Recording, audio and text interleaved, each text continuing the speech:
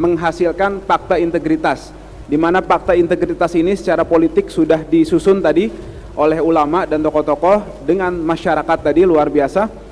Disepakati fakta-fakta integritas ada sekitar 13, kemudian akan disampaikan kepada capres dan cawapres yang memang direkomendasikan oleh acara Ijtima Ulama ini. Geger, Anies resmi didukung barisan kadrunista. Termakan janji politik, Anies harus wujudkan 13 poin fakta integritas. Rizik siap-siap gerakan kadal gurun. Bukan sekedar sebagai calon presiden dan calon wakil presiden, tapi kami berdua adalah murid-murid dari Kiai alim ulama habaib yang selama ini selalu menuntut ilmu, hadir untuk mendapatkan petunjuk, hadir untuk mendapatkan nasihat. Dan alhamdulillah hari ini kami dapat kesempatan untuk berbagi sedikit yang telah dibekalkan kepada kami.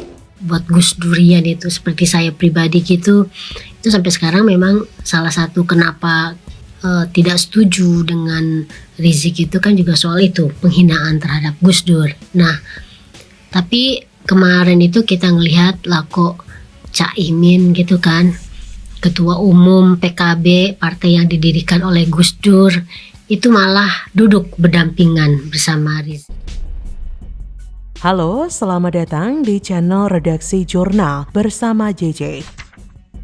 Buntut dukungan Ijtima Ulama kepada pasangan Amin, Anies Muhaimin, capres dari Koalisi Perubahan, Anies Baswedan harus menyepakati 13 poin fakta integritas. Menurut anggota SC Ijtima Ulama, fakta integritas itu berisikan 13 poin yang disetujui dalam rapat di Ijtima Ulama Kompleks Azikro, Sentul, Bogor, Jawa Barat, Sabtu 18 November. Hal itu disampaikan oleh anggota SC Ijtima Ulama Aziz Yanuar.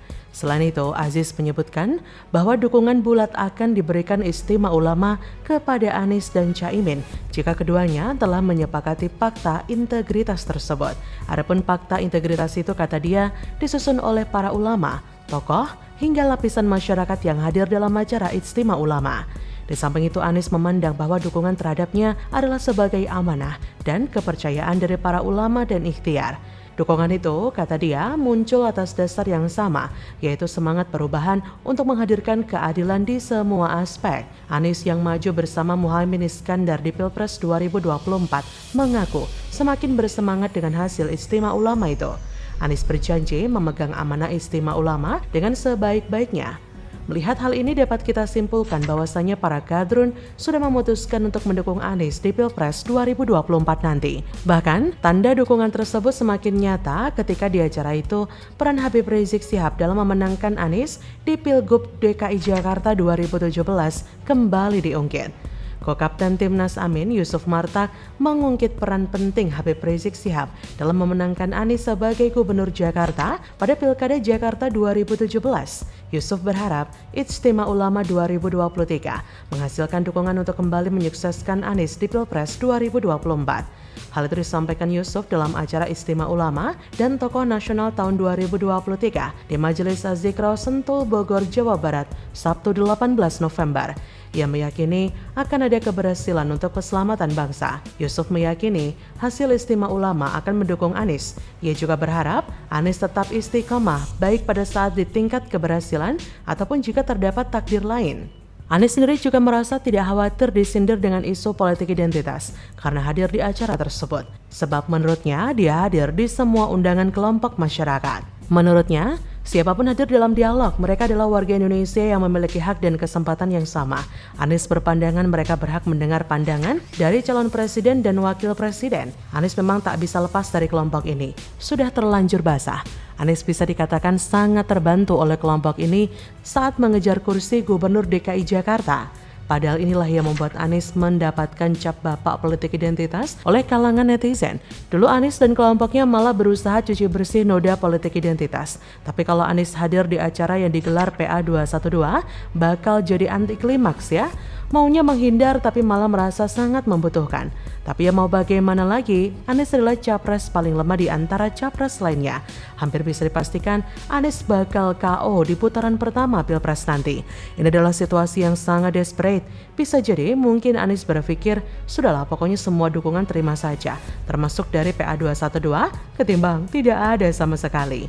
Dulu ada berita yang menyebut Ketua DPP PKB Ahmad Iman Sukri menyatakan Anies Caimin tidak akan menolak didukung pihak manapun, termasuk dari kelompok PA212 hingga FPI. Ya iyalah. Jadi, bagaimana menurut Anda?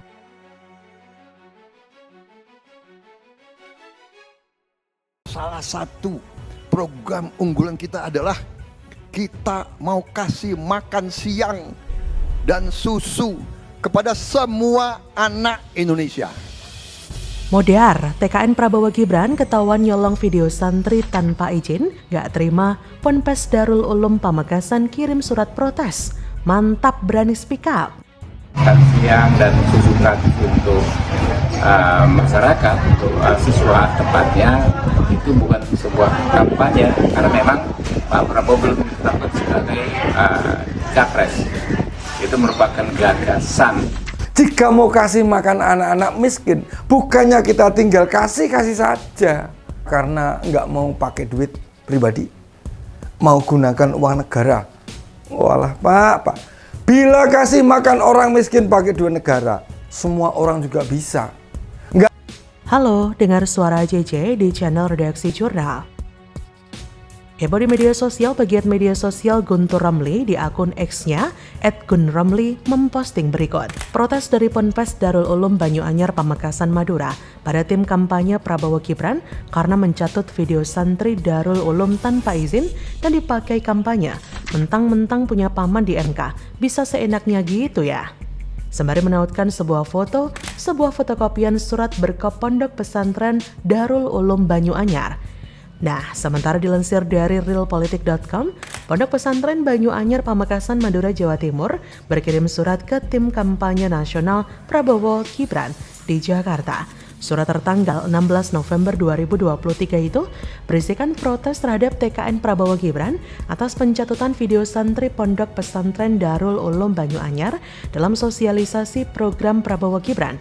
Dalam surat itu disebutkan, tim Prabowo Gibran telah mencatut video santri Darul Ulum yang beralamatkan di Desa Patuandaja, Kecamatan Palengaan, Kabupaten Pamekasan tanpa izin. Berikut bunyi surat tersebut seperti dilansir dari Kamis 16 November.